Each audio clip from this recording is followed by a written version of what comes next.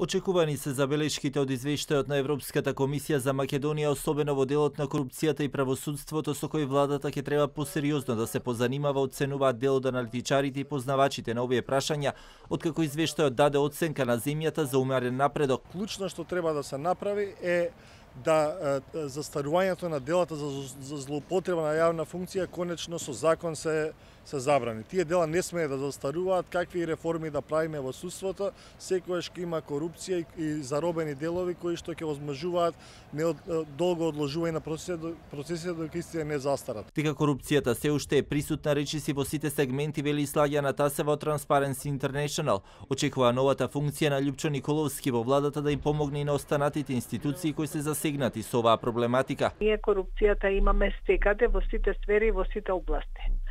Она што сега се воспостави позиција и функција вице-премиер кој што е задолжен покрај другото и за координирање на активностите во борба против корупцијата, значи дека еве веќе имаме малку посериозен пристап кон овој проблем. И од опозицијската ВМРО ДПМН пак велат дека се спремни да соработуваат и да го дадат својот придонес за отпочнување на преговорите на земјата со Унијата.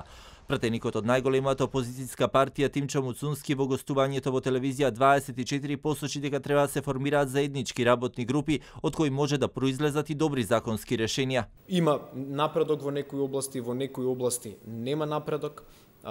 Например, за пофалба во извештајот е тоа што се споменува во позитивно светло антикорупцијската комисија, но треба и ние да сме свесни дека има и тука негативен дел од тој извештај, тоа дека антикорупцијската комисија например не располага со соодветни човечки ресурси за уште поквалитетно да извршува својата работа. Споредбено со минатата година во делот на оценките за вкупната подготвеност, годинава Македонија има оценка од 3.11 или добро ниво на подготвеност, а минатата година оваа оценка била 3.06.